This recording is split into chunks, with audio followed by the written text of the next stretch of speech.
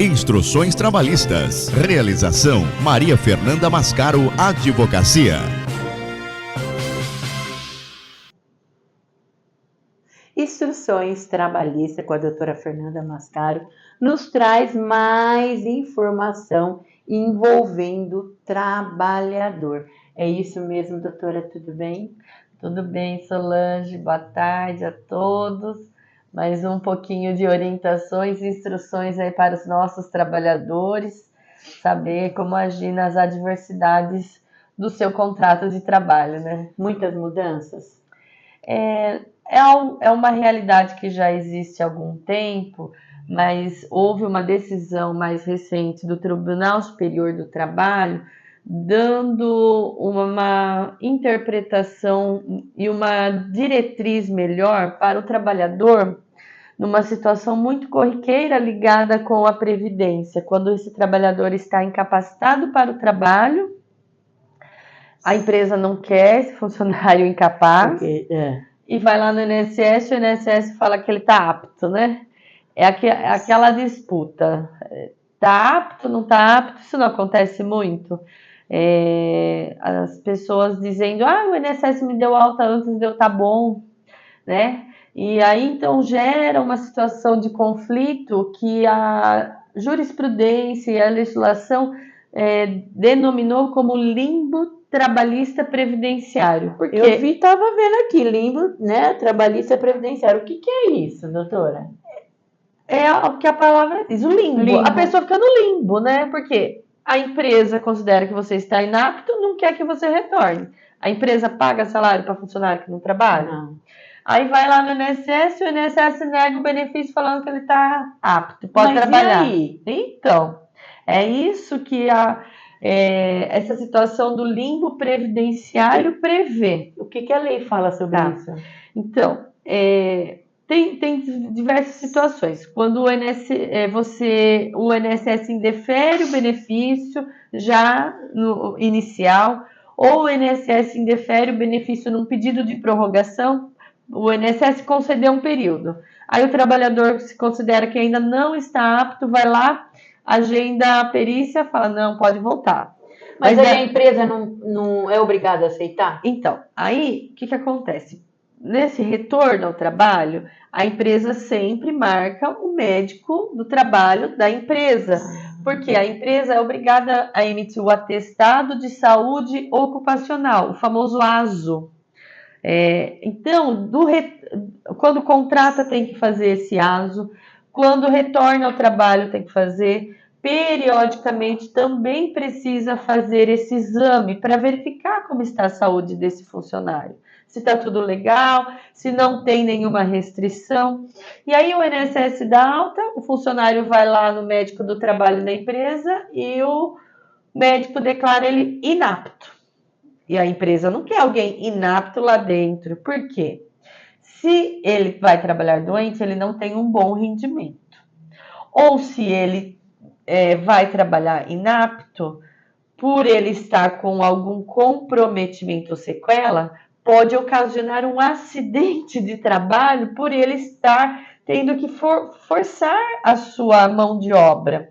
E aí sobra a responsabilidade para a empresa. Então a empresa não quer gente assim, porque senão pode sobrar responsabilidade civil e trabalhista para ela, né? Então, essa situação que faz com que fique nesse limbo. O trabalhador precisa de renda para sobreviver, precisa de renda para custear seu tratamento, mas a empresa não tem como remunerar alguém inapto. Mas ele não é obrigado a aceitar? Se o INSS fala que ele está apto a trabalhar? Então, assim, que eu quero dizer, se o médico da empresa fala que ele não está, então ele não é obrigado a aceitar. Então, Solange, ele tem um poder diretivo de poder escolher se quer ou não aceitar. Concorda? A empresa tem Concorda? isso. Por quê? É o que eu falei para você. Se ele deixa um funcionário que evidentemente está com ainda sequelas, redução da capacidade funcional, de repente aceitar esse trabalhador nessas condições, ele não pode se machucar lá dentro. E aí não sobrar uma responsabilidade muito maior para ela. Então veja que situação delicada que as empresas ficam nesse jogo de impasse com o INSS.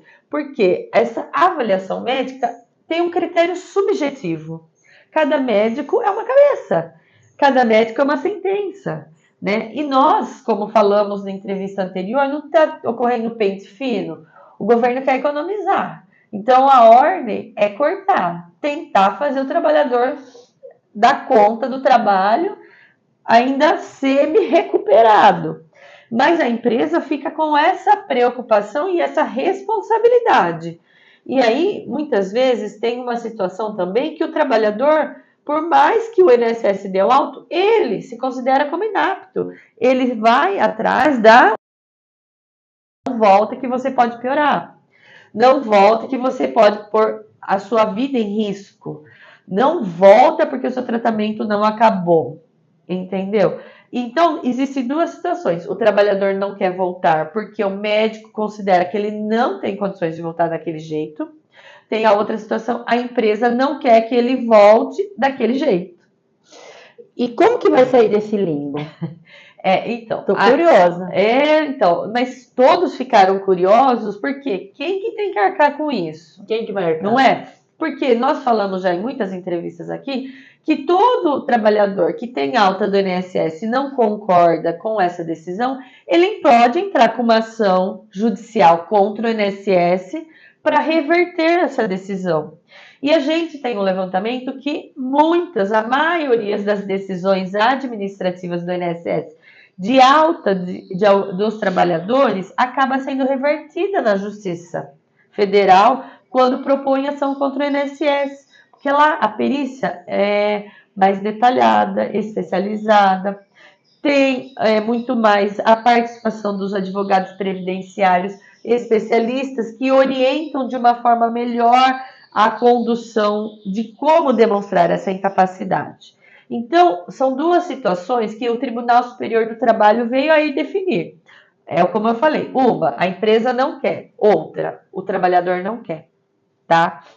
Se é a empresa que não quer esse trabalhador doente no trabalho, o Tribunal Superior do Trabalho definiu que ele tem que arcar com os salários desse funcionário, mesmo afastado das funções, porque ela recusou essa mão de obra. E ela pode demiti-lo?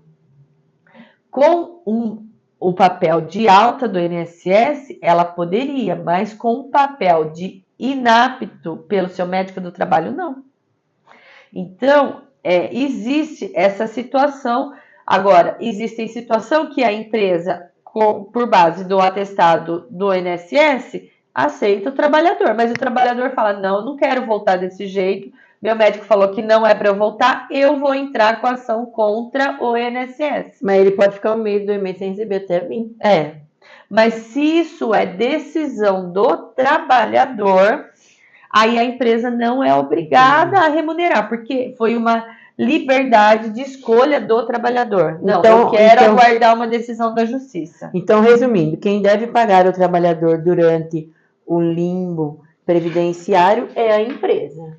Se o trabalhador provar que a empresa recusou aceitar isso que eu estou dizendo. Então, olha, está sendo assim mastigadinho para vocês, hein? Se o trabalhador, né, recusar, a empresa não fala, você não tem condição, não tem como você ficar aqui, a empresa é obrigada a pagar. Isso. Agora, se o trabalhador falar, não, eu não consigo, a empresa fala, não, já que é para você voltar, você volta, você fica sentado aí, mas você vai ficar aqui. Não, a empresa não pode fazer isso também de deixar sentado ali. Ele tem que ser uma mão de obra útil. A empresa tem que aceitar, readaptar ele numa função condizente com as suas limitações, tá? Então, assim, não é só aceitar e ficar aí. Tá? A empresa não pode fazer isso porque senão se torna uma situação vexatória para o trabalhador, né? Vamos pensar. Você gostaria mas o trabalhador também, dependendo do trabalhador, pode fazer corpo mole. Mas você concorda que não seria vexatório colocar você numa cadeirinha ali no canto para todos os seus colegas ver você ali como se fosse de castigo, porque você não está útil? né? E isso a Justiça do Trabalho também considera como uma situação vexatória e indenizatória. Tá? Você pode pedir até uma rescisão indireta, recebendo todos os seus direitos trabalhistas. A empresa, se aceitar o trabalhador, mesmo sabendo que ele está inapto com essas restrições, ela tem que readaptar esse trabalhador numa função condizente com a sua limitação. Agora, se a empresa recusar, qual é a dica de ouro que nós damos para as empresas? Tá? Faz um termo de que você está fazendo adiantamento de salários, enquanto esse trabalhador vai tentar reverter essa decisão lá na Justiça Federal numa ação contra o INSS. Adianta esses salários para esse trabalhador, certo? Quando conseguir a reforma dessa decisão e o juiz mandar o INSS pagar o benefício para ele, neste termo, a empresa pode colocar que daí ela vai, pela antecipação de salário, ela pode descontar até o limite de 30% do valor que ele vai receber para pagar esse adiantamento de salário que a empresa fez. É a forma da empresa escapar do limbo trabalhista previdenciário se ela se recusar a aceitar o trabalhador nessas condições. Agora, se ela aceitar readaptar, aí vida que segue, entendeu? Então tem oportunidades e oportunidades. O TST veio nessa decisão muito brilhantemente definindo como é que cada parte nesse processo do contrato de trabalho deve agir. Empresa, você tem a sua responsabilidade e sua função social com o funcionário. Se você se recusar terminantemente, você vai ficar responsável pelos salários dele.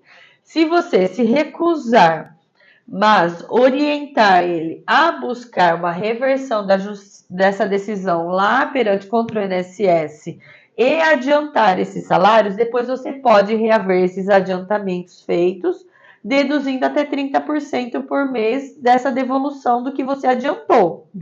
Agora, se o trabalhador se recusar a voltar e a empresa estava aceitando, o trabalhador não tem nada que cobrar da empresa, porque a empresa deu a oportunidade dele retornar, ele que se recusou. Então, tudo vai depender de quem se recusou aquele relacionamento trabalhista continuar ocorrendo ou não. Resumindo, quem se recusar vai arcar com as consequências. Exatamente. Isso aí. Solange matou de letra a decisão do TST. Que bom, né? E mais alguma coisa, doutora? Acho que é isso, né? Bem claro hoje. Eu gostei do nosso bate-papo, né? Porque quem recusar vai ter que arcar com as consequências, né? E nós sabemos que a pessoa, quando não está bem de saúde, ela não consegue produzir, né?